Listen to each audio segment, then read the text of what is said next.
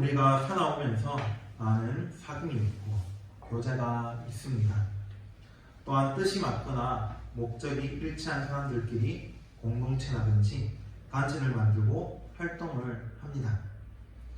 이런 측면만 생각해 본다면 교회 역시도 이런 범주 안에 들어갈 것입니다. 그러나 교회는 인간의 목적이나 뜻에 따라 자발적으로 형성된 공동체가 아닙니다. 친히 하나님께서 그리스도 안에서 세우셨으며 하나님의 구원 경륜의 목적이 바로 교회이기 때문입니다.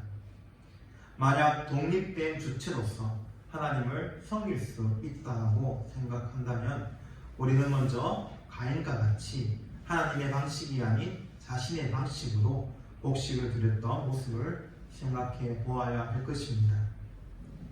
이러한 방식은 하나님께서 받지 아니하셨고 결국 죄로 이어졌습니다. 또한 출애굽한 이스라엘 백성을 떠올리시기 바랍니다.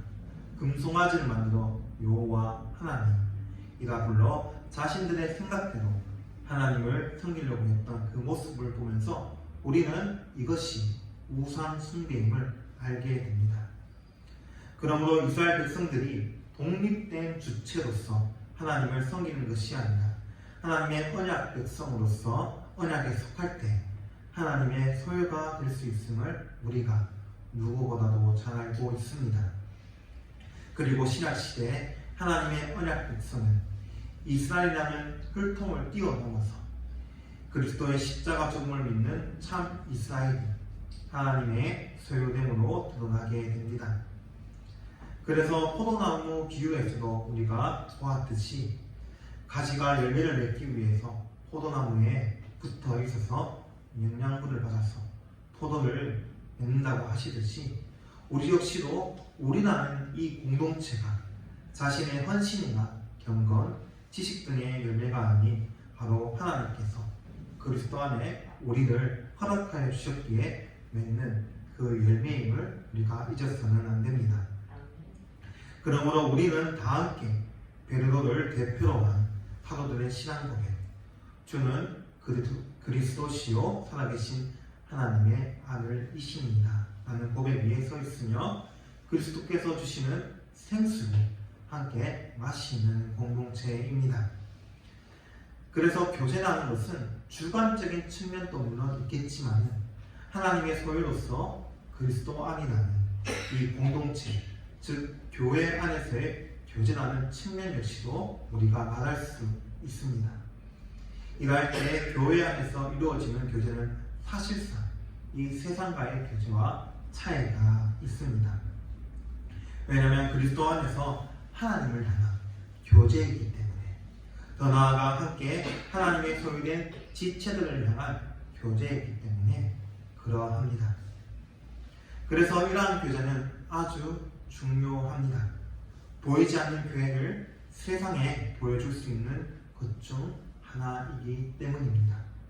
이러한 모습은 그리스도 안에서 본격적인 이 사랑의 교제가 시작되었기에 가능한 일이며 자신의 모든 것을 함께 하나님의 소유된 지체들을 위해서 살아가는 삶의 모습입니다. 그리고 이것이 바로 우리가 알 수 있는 초대교회 때의 모습입니다. 자신들의 것을 아낌없이 나누며 가난한 자가 얻게 하고 고난과 어려움 속에서 서로를 위로하여 주며 기도하며 말씀을 나누고 그 말씀으로 서로를 더욱더 사랑하는 그 교제를 초대교회가 보여주었습니다. 이 교제를 볼 때 세상 사람들은 깜짝 놀라워하는 것은 당연합니다. 이러한 모습을 세상 어디에도 볼 수 없었기 때문입니다. 그리고 오늘날 이러한 모습이 드러나 이 세상이 교회를 보며 이상히 여김을 받아 우리는 이러한 교회를 드러내야 합니다. 그러나 혈연적 가족과의 교제에서 결혼한 사이에서도 이러한 교제는 사실상 보기가 힘듭니다. 이 세상의 관계에서 이러한 교회의 모습, 이 교회의 교제를 보기란 너무나도 힘듭니다. 개인화되어 가고 있는 현 시대에서는 더욱더 그러합니다. 그런 점에서 서로를 대해서 몰랐던 우리가 이 그리스도 안에서 세상이 이해하기 힘든 교제를 나눌 수 있다고 하니 얼마나 놀라지 않을 수 없습니까? 그래서 이러한 교회를 보면서 우리가 생각해야 될 것이 있습니다. 교제의 시작이 어디냐입니다. 근본을 이야기하지 않고서는 이것을 이야기할 수 없습니다. 그래서 오늘은 우리 성도의 교제가 어디에서부터 시작이 되었는지, 그것에 대한 근거와 또 이 교제를 통해서 하나님께서는 우리에게 무엇을 원하시는지에 대해서 함께 나누어 보며 고백하는 시간을 가지겠습니다. 오늘 본문 말씀에 대해서 먼저 나누어 보도록 하겠습니다. 오늘 말씀 요한일서 1장 1절에서 4절까지의 말씀 중 1절에서 3절까지는 한 문장으로 되어 있습니다. 이 문장의 주어와 동사는 3절에 우리가 전하는입니다. 그리고 목적어는 1절에 나오는 생명의 말씀입니다. 즉 1절에서 3절까지의 그 말씀을 한 문장으로 정리해보면 우리가 생명의 말씀을 전한다입니다. 이 생명은 사도들이 직접 듣고 눈에 보고 만졌기에 증언하고 전할 수 있다고 합니다. 이 생명은 우리 주이신 예수 그리스도이시며 그분의 나타내심은 성육신을 가리키는데 완전히 인간으로 예수님께서 오셨기에 사도들은 옹생애와 이 십자가 죽음을 볼 수 있음은 당연한 것이었습니다. 그렇기에 이를 듣고 보고 만진 그 모든 그것들을 사도들이 전할 수 있음은 당연합니다. 그래서 십자가 복음은 우선적으로 사도들이 직접 경험한 것을 근거로 합니다. 그리고 교회는 이러한 사도들의 증언을 유일한 거리로 받아들여 세워집니다. 태초부터 하나님과 함께 계신 성자 하나님이신 예수 그리스도께서 성육신하셔서 이 땅에서 사람들이 듣고 보고 만질 수 있게 오셨습니다. 그분 자체가 복음이며 우리는 그분의 십자가 사역을 전합니다. 그런데 이러한 십자가 복음을 전함에 있어서 요한 사도는 사귐으로 오늘 말씀에서 표현을 합니다. 사실 우리가 보고 들은 말을 너희에게 전하면 구원을 받게 하려 합니다 라는 것들이 자연스러운 우리가 생각할 때 문장이지만은 요한 사도는 이 구원을 대신하여서 사귐을 사용하고 있습니다. 그래서 이렇게 말씀을 드릴 수 있습니다. 믿음은 사귐을 낳습니다. 곧 전하는 자와 듣고 믿는 자 사이에 믿음으로 영원하신 생명을 받는 자들 사이에 사귐, 교제가 생긴다 라고 말할 수 있습니다. 여기에서 사귐은 그리스도의 십자가 죽음, 이 십자가 죽음으로 모든 분열과 적대 관계가 없어지고 관계를 맺어 교제함을 가리킵니다. 에베소서 2장 14절의 말씀과 같이 우리 사이를 가로막는 그 담이 예수님의 십자가 대속적 죽음으로 허무시고 화평을 이루셨기에 이제 이러한 진정한 사귐을 시작할 수 있다라고 연결할 수 있습니다. 그런데 놀라운 것은 이 사귐이 그리스도와 더 나아가 우리 아버지 되신 하나님과의 사귐으로 확장되어져 나간다는 점입니다. 즉 복음을 믿음으로 그리스도와 합하고 그 안에서 함께 하나님께 나아가게 된다라고 말할 수 있습니다. 특별히 하나님을 아버지라고 부름으로써 그리스도 안에서 하나된 성도가 이제 한 가족임을 보여줌으로써 하나님의 그 가족 교제임을 보여줍니다. 그래서 우리의 교제가 한 아버지의 아래에서 이루어지는 교제임을 요한 사도는 말씀합니다. 그리고 이러한 복음 전파의 결과로서 사귐은 기쁨이 나는 그 열매를 맺습니다. 그리스도 안에서 하나님 아버지께 나아가 아버지의 얼굴을 배우며 자녀로서 그 품에 안길 수 있는 것은 말로 다 할 수 없는 큰 기쁨을 누림입니다. 더구나 이것을 혼자가 아닌 이 그리스도 안에 있는 성도와 함께하면 그 기쁨은 2배, 3배, 4배가 될 것입니다. 함께 자녀됨을 누리며 주시는 복을 누림은 세상이 줄 수 없는 기쁨입니다. 그 안에서 안식을 누리는 천국의 기쁨이기에 세상이 절대로 줄 수 없는 기쁨입니다. 그러므로 우리가 서로 교제하며 만약 약해진 성도, 자매가 있다면 하나님 앞에 나아가도 도와 함께 기쁨을 누려나가는 것이 형제로서의, 자매로서의 의무입니다. 이것이 십자가에서 일어난 코이노니아, 사귐이라는 것입니다. 그래서 구원을 이야기할 때 예수님께서 십자가 구속 사역을 성취하시고 그 공로를 우리에게 주셨다, 죄를 사하여 주셨다 라고도 이야기할 수 있지만 오늘 본문 말씀을 살펴본 바와 같이 십자가 구속 사역을 성취하셔서 그리스도 안에서 서로 사귀게 하여 주신 역시도 구원이라고 우리가 말할 수 있습니다. 그래서 이러한 성도의 사귐, 교제에 대해서 우리가 이야기할 때 중요한 구절이 있습니다. 바로 요한복음 17장 21절에서 23절의 말씀입니다. 제가 먼저 21절에서 22절의 말씀 표준세 번역 성경으로 읽어보겠습니다. 아버지께서 내 안에 계시고 내가 아버지 안에 있는 것과 같이 그들도 하나가 되어서 우리 안에 있게 하여 주십시오. 그래서 아버지께서 나를 보내셨다는 것을 세상이 믿게 하여 주십시오. 나는 아버지께서 내게 주신 영광을 그들에게 주었습니다. 그것은 우리가 하나인 것 같이 그들도 하나가 되게 하려는 것입니다. 아멘.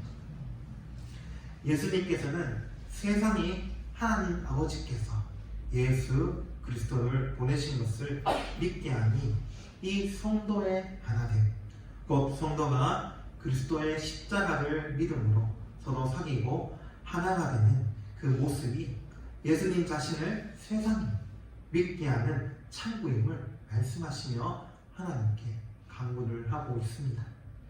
앞에 요한일서와 연결해서 본다면 사도들과 함께 동역하는 사람들이 서로 사귀고 교제하며 서로를 위해서 살아가는 그 모습, 목숨을 바쳐서 함께 동역하는 그 모습을 보았기 때문에 이 복음을 전함받은 사람 역시도 그리스도를 믿고 이 사귐에 참여할 수 있다라고 할 수 있습니다. 사실 우리는 죄를 지음으로써 서로 간에 사귐을 할 수 없는 존재입니다. 이제는 그리스도의 십자가로 우리가 이 관계가 회복이 되었습니다. 이렇게 그리스도의 십자가를 통해서 사귐을 할 수 있는 자가 되었습니다. 그리고 이러한 회복된 관계에 대해서 요한 사도는 그 근원이 하나님과 예수님에게 있다라고 말씀하십니다. 하나님과 예수님께서 상호 내주하시며 교제하시고 하나님의 그 관계를 가정에 이야기하시며 이 관계가 그리스도 안에 있는 성도와 성도와의 관계로 확장되어감을 말씀하고 있습니다. 그래서 하나님과 예수님께서 그러하시듯이 그리스도 안에 있는 성도와 성도의 관계 역시도 교제하며 하나가 된 존재이다 라고 사도 요한은 말씀합니다. 그리고 이 관계는 하나님의 관계를 반영합니다.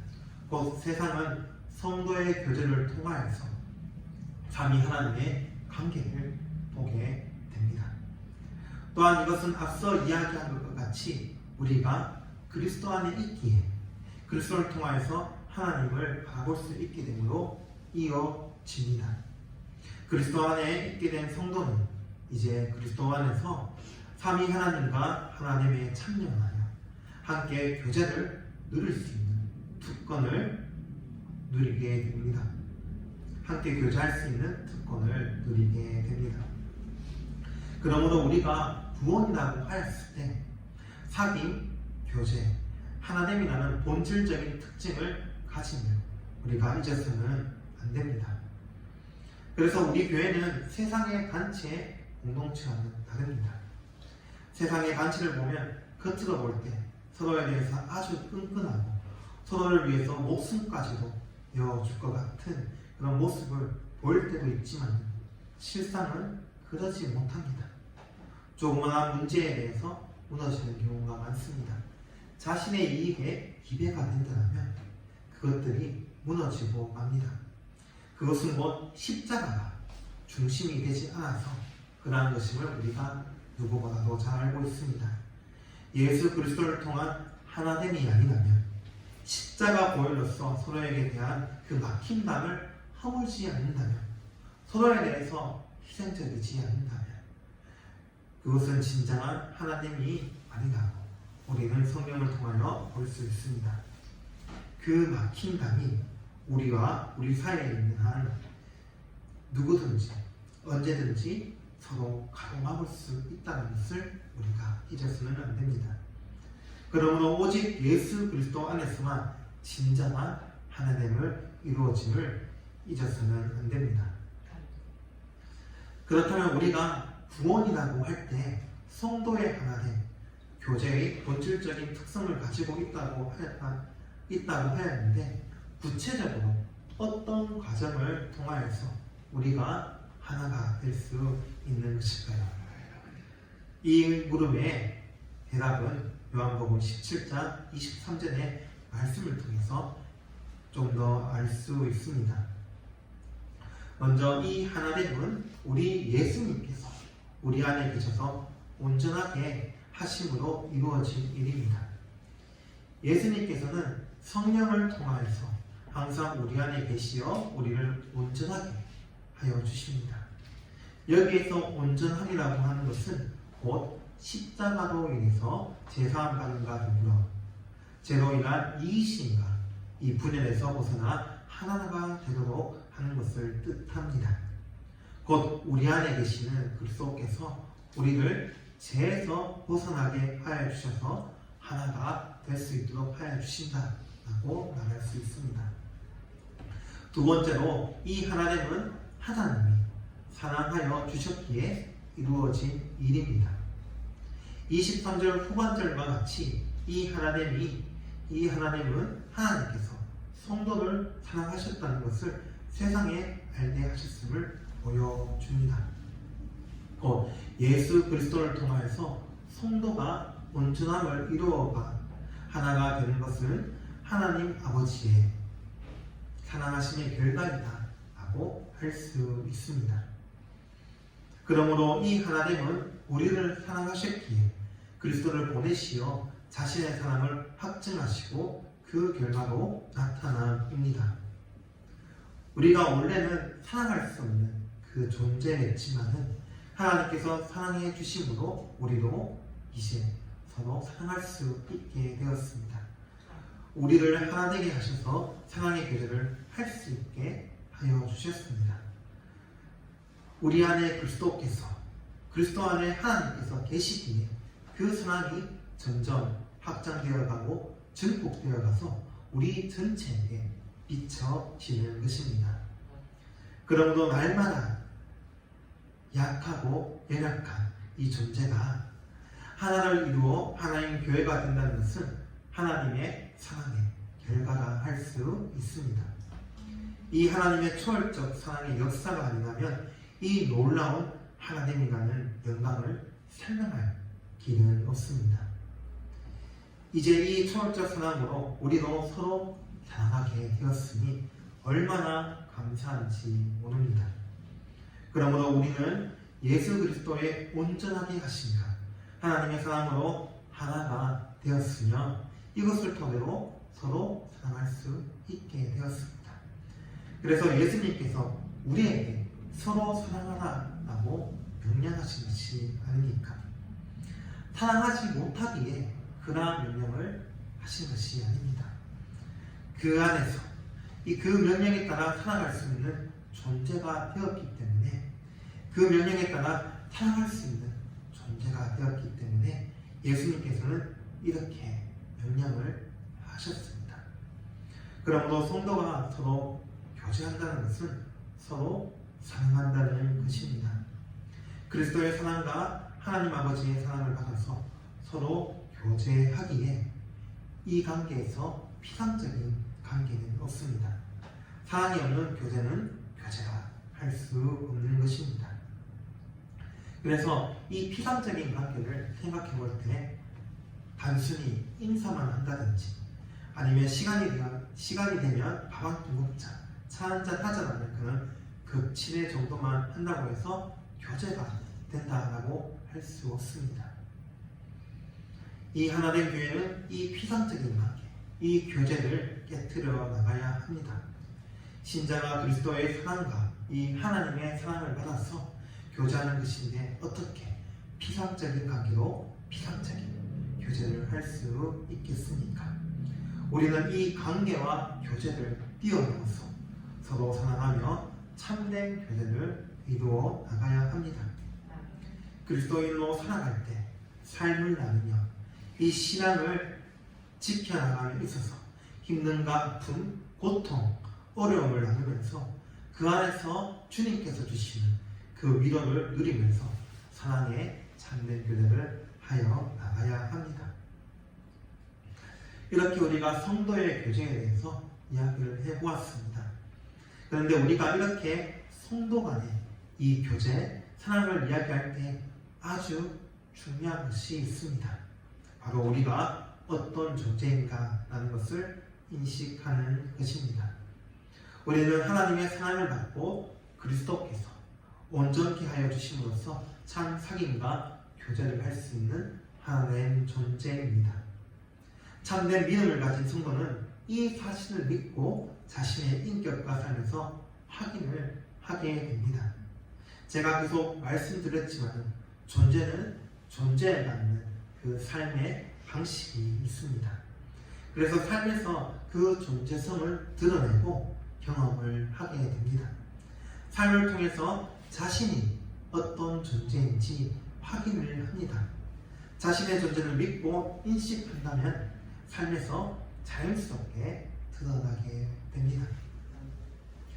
호랑이가 사람이 왔을 때 어흥을 하지 않고 야영이라고 한다면 우리는 그 호랑이를 호랑이라고 볼 수 있겠습니까?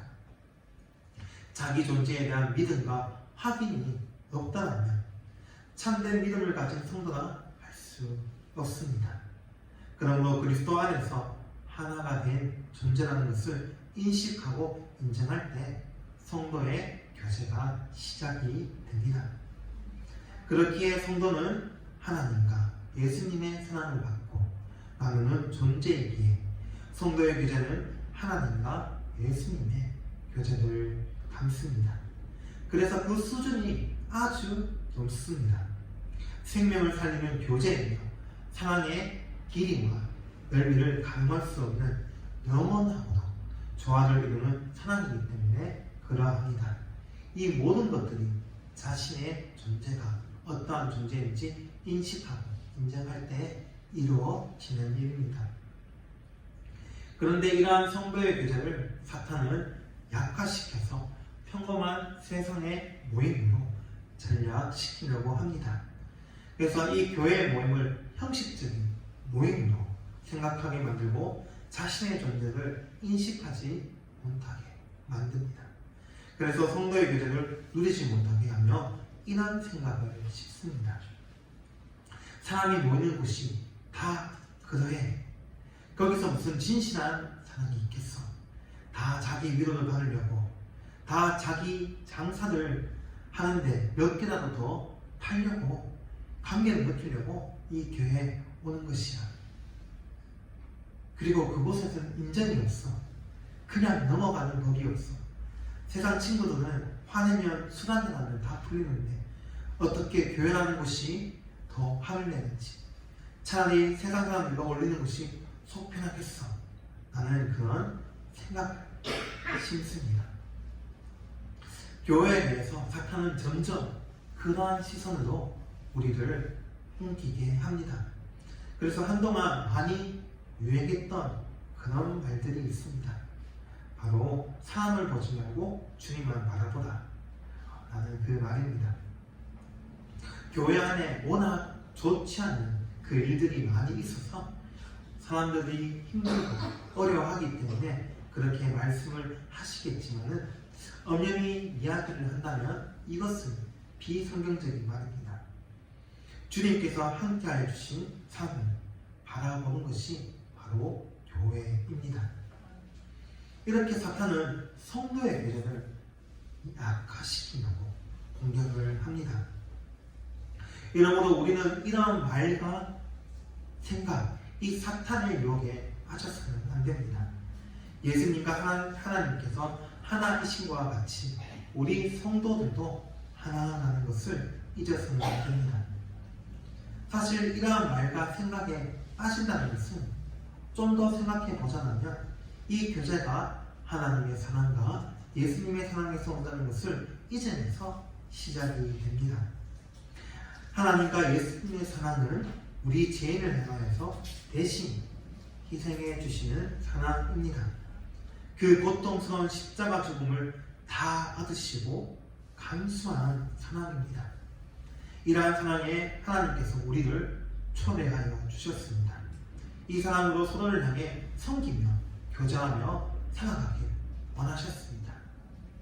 이 희생적 사랑을 잊는다면 우리는 사탄의 공격에 노출될 수밖에 없습니다.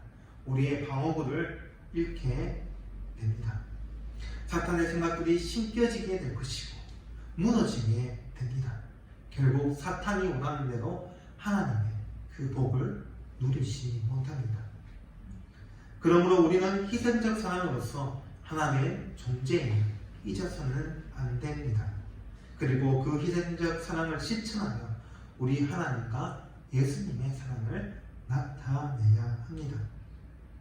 그러므로 이 사랑의 교제는 우리의 의지적인 측면도 있겠지만 그 전제는 이미 우리가 희생적 사랑으로 존재적으로 변화된 자들에 위해 가능하다고 할 수 있습니다. 그래서 의지적인 그 사랑을 뛰어넘어서 자연적으로 발생하는 그 마음의 지향과 감정의 교제가 바로 성도의 교제다 할 수 있습니다. 우리가 머리가 아플 때를 생각해 보십시오. 머리가 아프면 자동적으로 이 손이 올라가게 됩니다. 입은 자동적으로 아프다라고 하지 않습니까? 아프다라고 소리를 칩니다. 왜냐하면 존재론적으로 한 몸이기 때문에 자동적으로 이것이 나오는 반응입니다. 그러면 함께 신앙생활을 하는 지체가 아프다는 소식을 들었을 때 어떻게 반응할 수밖에 없을까요? 한 몸이기 때문에 함께 아파하며 자신이 희생할 수 있는 부분을 희생할 것입니다. 그 사람을 위해 성님을 우리는 의심치 않습니다. 시간을 들여 그 사람을 방문하고 기도하며 강구할 것입니다. 이것이 시간을 희생하는 것이죠. 물질을 들여 치유에 있어서 좀 더 빨리 좋은 환경에서 치료받을 수 있도록 도울 것입니다. 제가 아는 한 교회의 성도님은 같은 교회의 어떤 성도님께서 입원하셨다는 소식을 듣고 반찬을 써가면서 병문안을 갔다고 합니다. 그런데 알고 보니 이 두 분의 관계는 썩 그렇게 친한 관계가 아니었다고 합니다. 그냥 가볍게 인사만 하는 정도라고 하였다고 합니다. 그러므로 그리스도 안에 함께하는 지체이기에 하나님의 지체이기 때문에 이런 것들을 기도하고 먼저 찾아가서 이야기를 나누며 성도의 교제를 나누며 좋은 시간을 가졌다고 합니다. 정말 이것은 세상에서 볼 수 없는 그런 모습입니다. 친하지도 않는데 어떻게 찾아가서 위로해주고 대화하며 그 시간을 기산할 수 있겠습니까? 참으로 저는 그 얘기를 들어보면서 놀랍다고 대단하다고 생각이 들었습니다. 그래서 저는 이 부분에서 생각나는 그런 구절이 있었습니다. 고린도전서 12장 26절의 그 말씀인데요. 제가 한번 읽어보겠습니다. 만일 한 지체가 고통을 받으면 모든 지체가 함께 고통을 받고 한 지체가 영광을 얻으면 모든 지체가 함께 즐거워하느니라. 아멘. 성도의 교제는 존재론적으로 자연 발생적인 마음과 지향과 감정이기에 교회 안에서 많은 다양한 사람들이 존재함에도 불구하고 하나가 되어 한 몸을 이룰 수 있게 합니다. 거기에는 어떠한 차별도 없습니다. 그리스도 안이기에 이 모든 것들이 가능케 되는 것입니다. 고통을 받고 함께 즐거워하는 것에서 어떻게 차별이 있겠습니까? 그러므로 교회적으로 하는 그 모든 실천은 교회의 하나님과 성도의 교제에서 비롯됩니다. 곧 하나님을 아는 지식을 나누며 하나님의 은혜와 사랑을 나누는 교제요 실천입니다.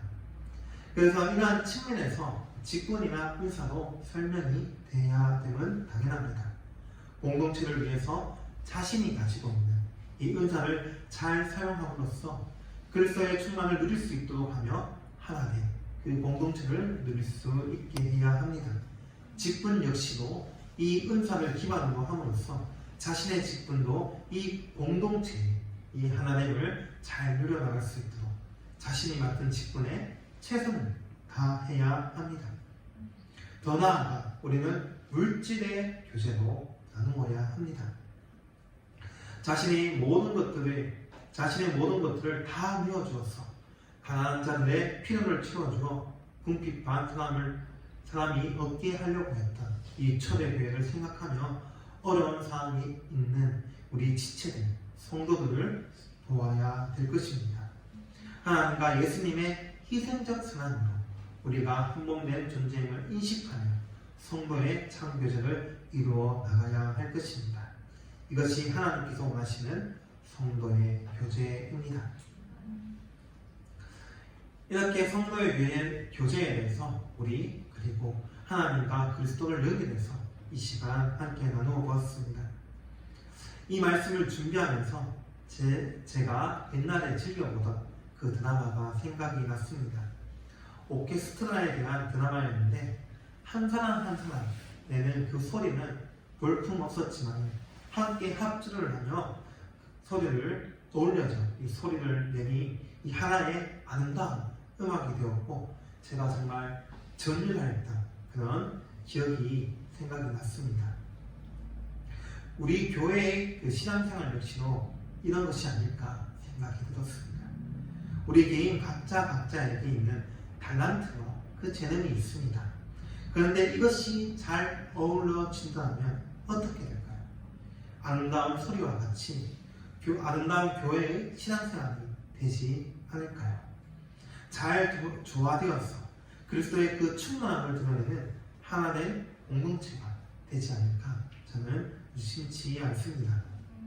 그러므로 우리가 이 신앙생활을 할 때 꼭 기억해야 될 것은 우리의 이기적인 마음입니다. 이 이기적인 마음은 희생적 사랑에 반대되는 마음입니다. 이 마음은 이 하나님, 이 조화를 분열시키고 갈등을 부추기 위해 우리가 절대로 가졌으면 안 됩니다. 사탄이 주는 마음이며 세상이 주는 마음입니다. 하나님을 점점 허물어버리는 마음이기에 혹시라도 조금이라도 이기적인 마음이 있다면 재빨리 벗어버리고 박차 나가야 합니다. 그리고 그리스도의 희생적 사랑을 다시 기억하고 회복하여서 그 사랑으로 하나님을 굳게 지켜나가야 합니다. 더 나아가 혹시라도 이 신앙생활을 혼자서 할 수 있다는 생각이 있더라면 그건 역시도 잘못된 생각입니다. 성도는 홀로 신앙생활을 할 수 없습니다. 구원은 오늘 나누어본 것과 같이 그러한 것이 아닙니다. 하나님과 예수님의 관계와 같이 이 사랑의 교제 속에서 함께 울고 울으며 먹고 손을 잡아 하나님께 나아가는 것이 바로 우리 성도의 교제입니다. 우리는 이 성도의 교제에 대해서 어떻게 생각하고 있습니까?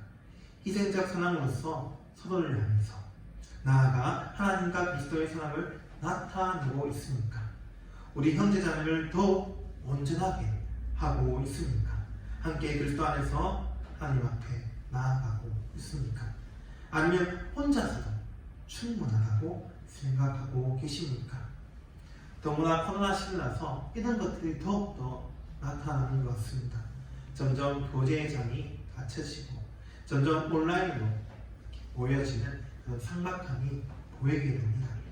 그럴 때 우리가 이 기도로서 돌파했으면 좋겠습니다. 정말 그 사람을 위해서 간구하고 기도하는 것이 얼마나 값지고 귀중한 것인지 이 코로나 시대를 통해서 더욱더 느끼게 되었습니다. 그리고 이러한 마음을 우리 자신의 이기적인 마음 더욱더 낮출 것입니다. 없앨 것입니다. 깊고 진실된 그 마음으로서 나아가게 할 것입니다. 이러한 복된 사랑의 교제가 우리 안에 가득하길 주님의 이름으로 소망합니다.